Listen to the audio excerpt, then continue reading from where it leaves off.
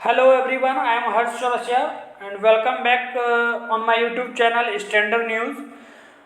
Let's start the today's topic. States reverting to OPS pose major physical risks.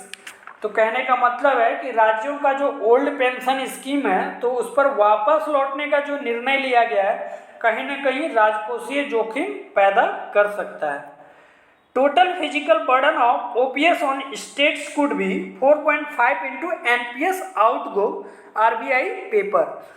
तो कहने का मतलब है कि राज्यों पर जो ओल्ड पेंशन सिस्टम का कुल राजकोषीय बोझ जो है यानी फिजिकल बर्डन जो है तो नेशनल पेंशन सिस्टम यानी एनपीएस के 4.5 गुना तक हो सकता है. तो आगे देखते हैं हम लोग. Study by the reserve bank of India RBI economists show that if all states switch to the old pension scheme OPS in 2023, the cumulative fiscal burden could be as high as 4.5 times of national pension system NPS, with the additional burden reaching 0.9% of the gross domestic product यानी GDP annually by 2060. तो कहने का मतलब है कि भारतीय reserve bank के जो अर्थशास्त्री हैं तो उनके स्टडी से ये पता चला है कि यदि सभी राज्य 2023 में पुरानी पेंशन योजना यानी ओल्ड पेंशन स्कीम पर स्विच करते हैं तो फिजिकल बर्डन जो है नेशनल पेंशन सिस्टम का 4.5 गुना तक हो सकता है. और एडिशनल बर्डन के कारण जो है 2060 तक 2060 तक जीडीपी यानी ग्रोस डेवलपमेंट प्रोडक्ट जो है एनुअली जो है 0.9% तक सबसे रीचिंग होगा बढ़ेगा. ठीक है, आगे बढ़ते हैं. In an article titled physical cost of reverting to the old pension scheme by the Indian states and assessments RBI economist Rachit Solanki, Somnath Sharma, are के Sinha, Sameer Ranjan Behera and Atri Mukherjee said the study validates the finding of earlier as well as recent studies that the expected cumulative pension burden for the states over the period from 2023 to 2084 due to the OPS is substantially higher than that of the NPS. तो कहने का मतलब है कि एक article में कहा गया है जिसका शीर्षक है एक आकलन, तो उसमें भारतीय राज्यों द्वारा जो पुरानी पेंशन योजना को अपनाने की जो बात कही गई तो उसको अगर अपनाया जाता है, अगर उसको वापस से लागू किया जाता है तो राजकोषीय लागत जो है कहीं ना कहीं बढ़ेगा. और आरबीआई के अर्थशास्त्री जो हैं रचित सोलंकी जी, सोमनाथ शर्मा, आर के सिन्हा, समीर रंजन बेहरा और अत्रि मुखर्जी, तो इन्होंने अपने अध्ययन में अपने स्टडी में पहले ही इस निष्कर्ष को बता दिया है कि अगर पुरानी पेंशन योजना को लागू किया जाएगा तो कहीं ना कहीं पूरे देश पे पूरे सभी राज्यों पर फिजिकल बर्डन बढ़ेगा और एनपीएस के मुकाबले 4.5 गुना ओपीएस में राज्यों को व्यय करना पड़ेगा. ठीक है, तो एनपीएस और ओपीएस हमको लगता है कि आप लोग समझ रहे होंगे. एनपीएस अभी नेशनल पेंशन सिस्टम को कहते हैं, ओपीएस ओल्ड पेंशन सिस्टम को. पहले के सर्विस में क्या होता था कि जब रिटायर होते थे तो गवर्नमेंट पेंशन देती थी और अभी क्या होता है कि उस पेंशन को हटा करके सरकार ने एनपीएस लागू किया है. और एनपीएस में अगर कोई गवर्नमेंट ऑफिसर अगर अपनी सैलरी का कुछ हिस्सा डालता है, जैसे कि 5,000 रुपये प्रत्येक महीने एनपीएस के अकाउंट में डालता है, तो उतना ही पैसा जो है गवर्नमेंट भी उस खाते में डालती है और रिटायरमेंट के समय एक पेंशन के रूप में वो अकाउंट वर्क करता है.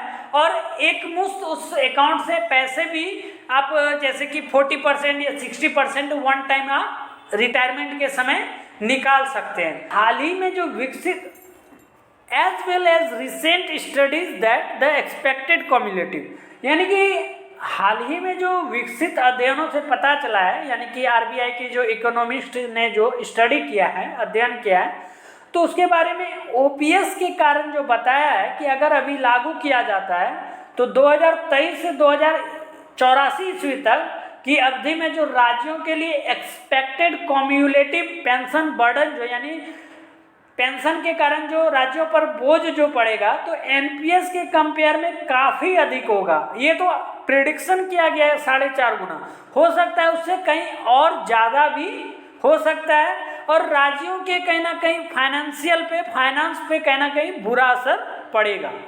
तो आगे बढ़ते हैं।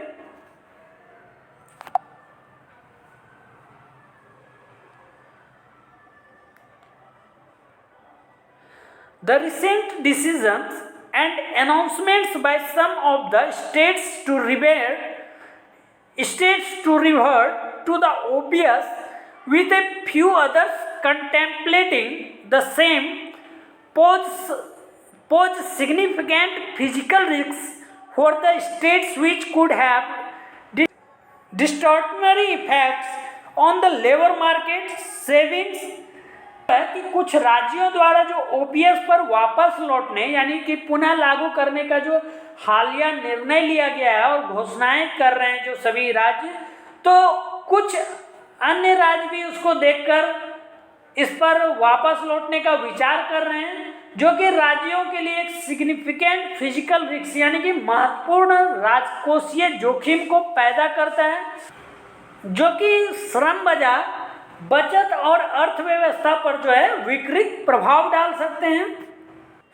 And investments as well as capital market development and dampen the country's medium term macro economics outlook, said the article published in the latest RBI bulletin under the guidance of RBI Deputy Governor Michael Devbrat Patra and investment as well as capital market. तो कहने का मतलब है कि निवेश और साथ ही साथ पूंजी बाजार का जो विकास है और उसके साथ देश के जो मध्यम वर्गीय जो हैं तो उस पर व्यापक प्रभाव पड़ेगा, और उसके व्यापक प्रभाव के कारण आर्थिक दृष्टिकोण से यानी इकोनॉमिक्स मैक्रो इकोनॉमिक्स का जो आउटलुक है राज्यों को जो है कमजोर कर देगा। ऐसा जो है आरबीआई के डिप्टी गवर्नर जो है मिकेल देवव्रत पात्रा जी ने अपने गाइडलाइंस यानी कि हाल ही में जो आरबीआई के एच बुलेटिन में जो प्रकाशित लेख हुआ था तो उसमें अपनी गाइडलाइंस को बताया है, अपने प्रिडिक्शन को दिखाया है।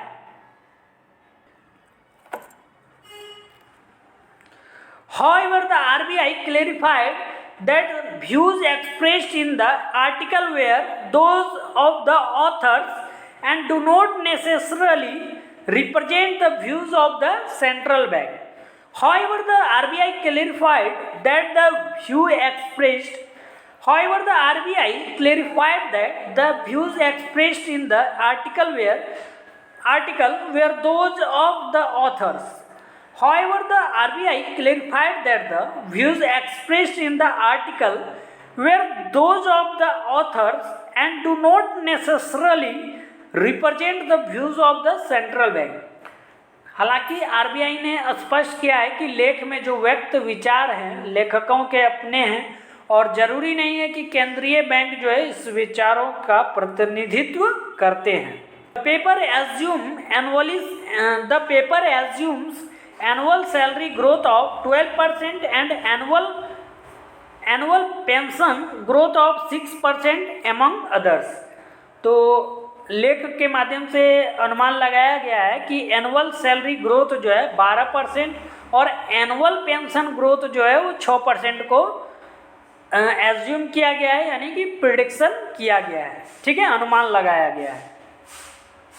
States like Rajasthan, Chhattisgarh, Jharkhand, Punjab and Himachal Pradesh have announced reversal to the OPS from NPS. The immediate gain is that they will not have to spend on the NPS contribution of the current employees in future. However, the unfunded OPS is likely to exert severe pressure on their finance, especially with increasing longevity, it's said।